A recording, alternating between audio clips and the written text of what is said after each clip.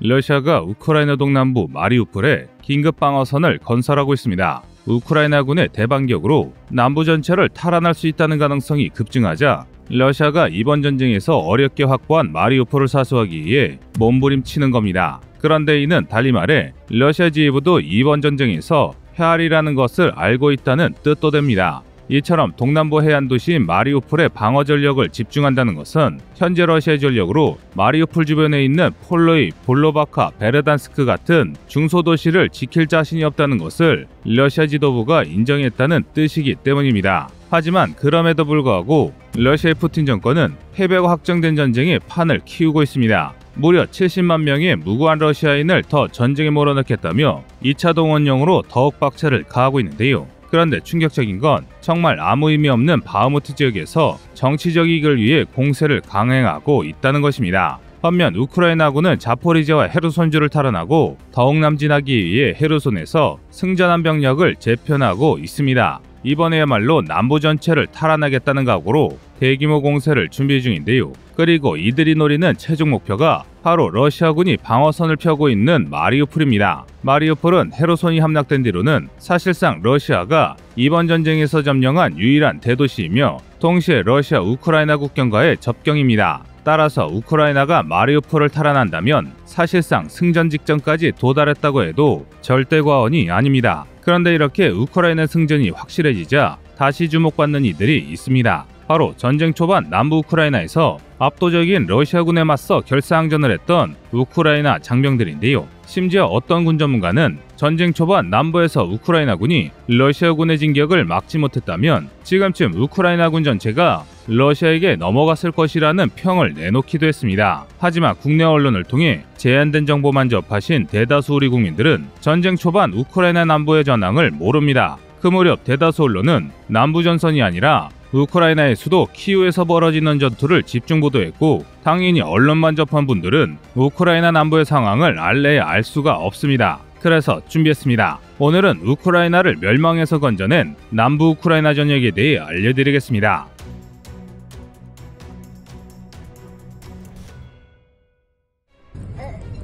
Владимир Зеленский, почему вы начали эту атаку на россиян? Пока мы еще увидимся.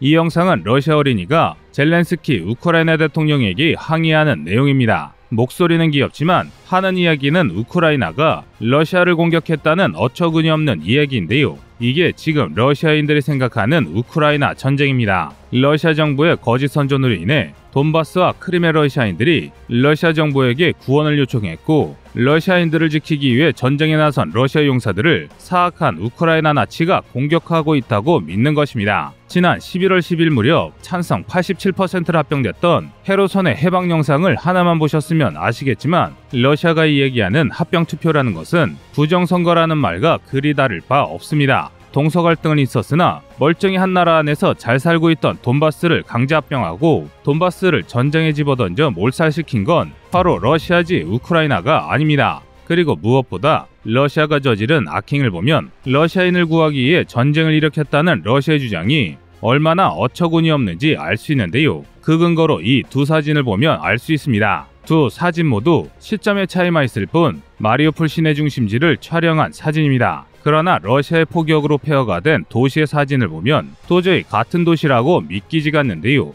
이 참상은 전쟁 초반부터 마리우폴을 포위했던 러시아군의 포병대가 만들어낸 것입니다. 50만 명이 살던 생동감 넘치는 도시를 폐허로 만들고 러시아가 공격받아 전쟁을 시작했다니 이 말도 안 되는 선전에 러시아인들이 속어나 먹은 게 이해가 가지 않을 정도인데요. 그런데 우연히 접한 러시아 매체를 보고 그 이유를 알 수 있었습니다. 지금 보시는 영상은 러시아가 파괴된 마리우폴을 복구하는 모습입니다. 러시아 정부는 지난 6월부터 마리우폴에 대한 대대적인 복구 작업을 선언했습니다. 파괴된 가옥을 복구하고 인프라를 되살렸다고 밝혔는데요. 러시아군이 마리우폴을 파괴한 것은 사악한 나치 부대 아조프 연대가 시민을 인질로 잡고 더러운 게릴라전을 해서 그랬을 뿐이며 이제 도시를 해방했으니 마리우폴 시민에게 평화로운 일상을 돌려주겠다는 겁니다. 그 증거로 최근 들어 새로 건설한 아파트를 보여주고 있는데요. 그런데 이건 새빨간 거짓말입니다. 우선 마리우폴은 전혀 복구되지 않았습니다. 러시아가 선전을 위해 새 건물을 짓는 일부 구역과 러시아군의 주둔지를 제외하면 이렇다 할 복구 작업이 전무합니다. 사실 이건 매우 당연한 이야기입니다. 서방의 제재로 인해 러시아 본토에서 쓸 독일제 건설용 중장비 부품도 구하기 어려워하는 러시아가 갑자기 인구 50만 명의 대도시를, 그것도 전쟁 중에 개선할 수 있을 리가 없습니다.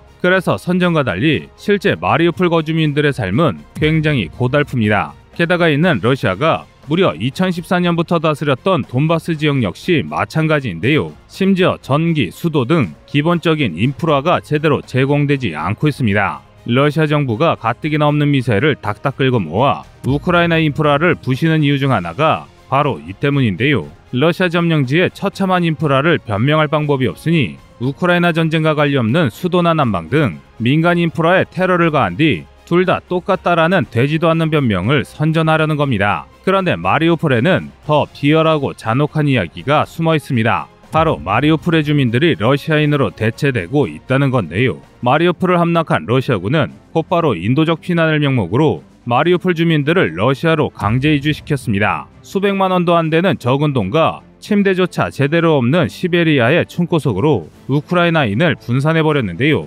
마리우폴 시민들이 러시아의 반감을 품었을 것이라 생각해 아예 고향에서 쫓아낸 겁니다. 그리고 그 빈자리에 나치 동조하던 우크라이나인의 주택을 불허한다는 명목으로 러시아인에게 헐값에 넘기고 있는데요. 지금 러시아가 하는 짓이 북한과 다를 바 없습니다. 이처럼 러시아는 우크라이나에 거주한 러시아인의 보호와 해방이라는 명분만 따질 뿐 실상은 차별과 포갑으로 민족 구분 없이 우크라이나인들을 착취하고 있습니다. 이에 대해 전문가들은 이런 비극이 마리우폴뿐만 아니라 자포리자, 미콜라이우, 오데사 등에서 더 크고 잔혹하게 일어났을 게 뻔하다고 말합니다. 전쟁 초반에 우크라이나 수비대가 러시아군을 저지하지 못했으면 우크라이나 영토의 절반과 1천만 명 이상의 시민이 러시아의 손에 넘어갔을 게 확실하기 때문인데요. 이를 제대로 알기 위해서는 우크라이나 전쟁이 개전한 2월 24일에 어떠한 사건이 있었는지 알아야 합니다. 지난 2월 24일 우크라이나군을 전면 침공한 러시아군은 크게 두 방향에 군을 집중했습니다.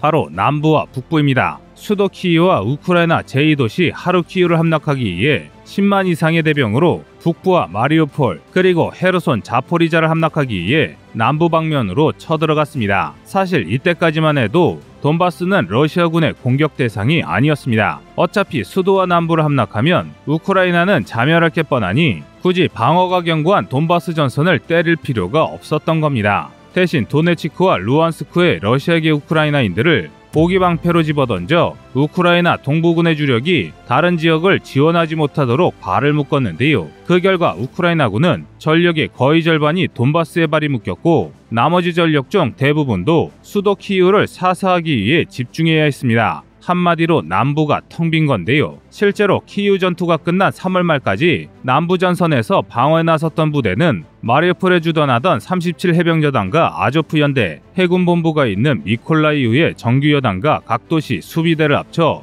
2~3만 명에 불과했습니다. 반면 러시아는 크림반도의 입구와 마리우폴 정면에 각기 군단급 병력을 배치했습니다. 우크라이나 수비대와 달리 모든 병력이 장갑차로 이동하고 자주포와 다연장 로켓 지원을 받는 수십 개 대대 전투단으로 구성된 최소 5만 명에 달하는 대군이었습니다. 이렇게 격차가 심하다 보니 러시아 지휘부에서는 패한다는 생각을 아예 하지 않았습니다. 군대가 진격만 하면 우크라이나군이 알아서 지리멸렬할 것이라 생각했는데요. 실제로 3월 헤르손시를 수비하던 사령관이 작전 중 도주하면서 헤르손 수비대가 제대로 된 전투도 치르지 못한 채 무너지는 사건도 있었습니다. 이로 인해 마리우폴시를 수비하던 해병 37여단과 아조프 연대가 도시에 포위되면서 러시아의 상상대로 될 뻔했습니다. 하지만 여러 영웅들이 나타나며 전황이 뒤집히기 시작했습니다. 헤르손주 남부를 수비하던 비탈리 샤쿤이 크림반도에서 북진해오던 러시아 기갑부대의 진격을 저지하기 위해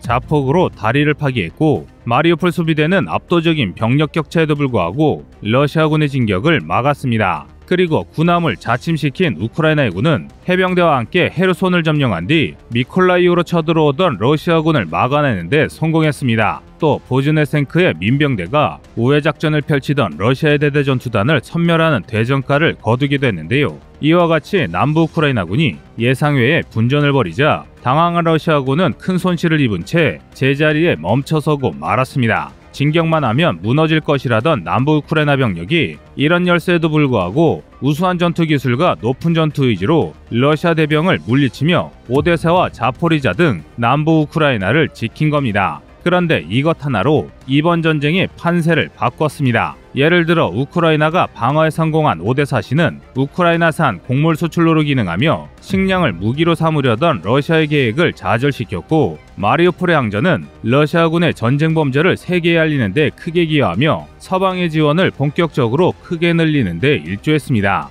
정리하자면 남부 우크라이나에서 항전은 러시아의 패배와 우크라이나의 승리라는 결과로 현재 전황에 매우 큰 기여를 했습니다. 하지만 이 당시 러시아군은 엉터리 군대라도 우크라이나를 압도하는 막강한 기갑 및 포병 전력이 있었습니다. 그래서 압도적인 물량 공세로 진격을 이어갔는데요.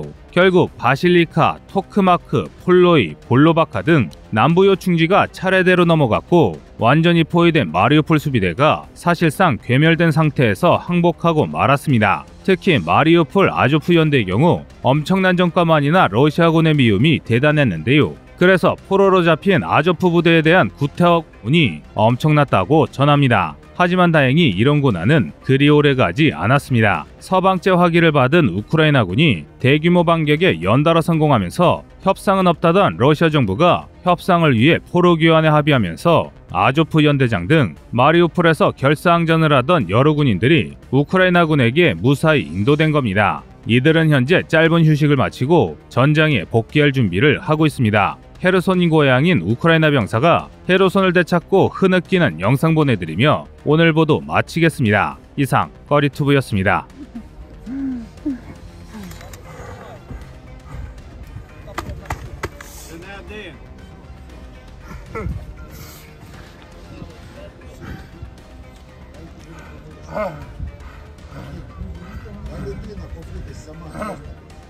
안녕하세요, 꺼리투브입니다. 여러분의 가부나 성원에 힘입어 군사무기에 관심 없는 분들도 쉽게 이해하실 수 있는 대한민국의 육해공 군사무기의 숨은 비하 이야기를 책으로 엮었습니다. 하루 종일 검색해도 절대 찾을 수 없었던 비밀스러운 내용을 이제 책으로 만나보세요.